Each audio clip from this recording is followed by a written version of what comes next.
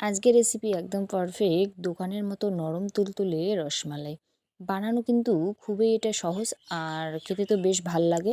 তো অবশ্যই রেসিপিটা দেখতে থাকো, আশা করুন খুব ভাল লাগবে। রেসিপিটা করার জন্য লাগবে ছানা। তো ছানাটা কিন্তু এইভাবে জল ঝরানো আছে, এইভাবে কিন্তু হাত দিয়ে সুন্দর করে মাখা লাগবে। দেখো হাতের কিন্তু এই অংশটা দিয়ে একটু চাপ দিয়ে দিই, ঠিক এইভাবেই যেন মাখাটা হয়। দেখো ঠিক এইভাবেই কিন্তু ছানাটা মাখা লাগবে রসমালাই তৈরি করার জন্য।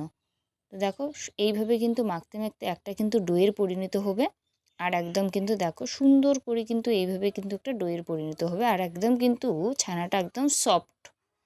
যখন এইভাবে সফট আর এরকম ডো তৈরি হবে তার মানে একেবারেই কিন্তু ছানাটা রেডি। তারপরে এর থেকে ছোট্ট ছোট্ট লেচি কিন্তু এইভাবে নিয়ে হাতের তালুর সাহায্যে কিন্তু এইভাবে কিন্তু গোল বলটা তৈরি করা লাগবে, ঠিক যেন এরকম।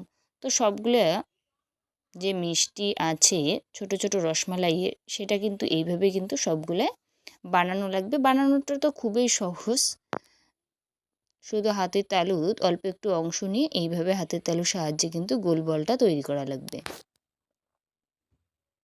তো সবগুলো মিষ্টি কিন্তু এইভাবে বানানো লাগবে। সবগুলা মিষ্টি কিন্তু পারফেক্টভাবে তৈরি করা একেবারেই কমপ্লিট। তারপর শিরাটা তৈরি করা লাগবে।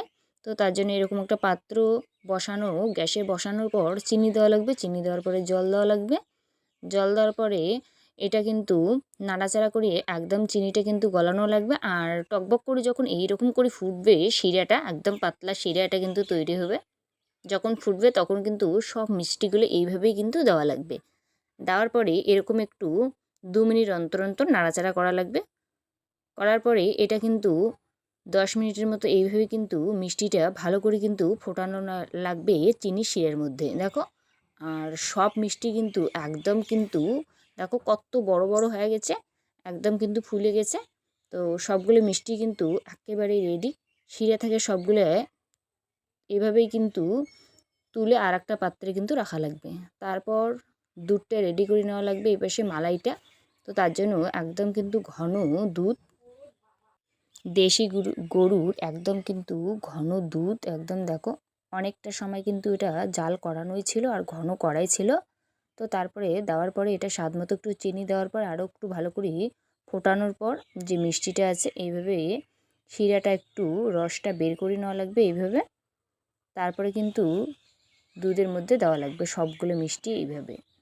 শিরাটা একটু বের করে নেওয়ার পরে সবগুলো কিন্তু দুধে এইভাবে কিন্তু দেওয়া লাগবে। দিয়ে কিন্তু আরও কিন্তু 5 মিনিটের মতো এইভাবে কিন্তু ফোটানো লাগবে রসমালাইটা।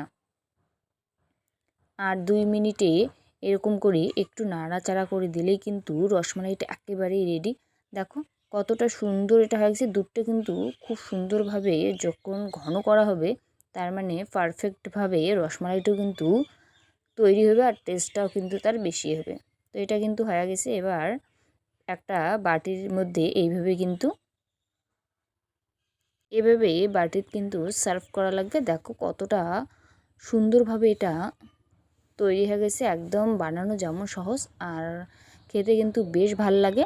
তো কিশমিশ দিয়ে একদম কিন্তু কিশমিশ দিয়ে একটু সাজিয়ে নিলাম, দেখতে বেশ কিন্তু এটা সুন্দর আর খেতেও কিন্তু বেশ ভাল লাগবে। তো এতক্ষণ রেসিপিটা দেখার জন্য সত্যি অনেক অনেক ধন্যবাদ। তো ভাল লাগলে অবশ্যই লাইক কমেন্ট শেয়ার করে কিন্তু একেবারেই ভুলবেন না। আর যদি এই চ্যানেলের নতুন দর্শক হয়ে থাকেন অবশ্যই চ্যানেলটা সাবস্ক্রাইব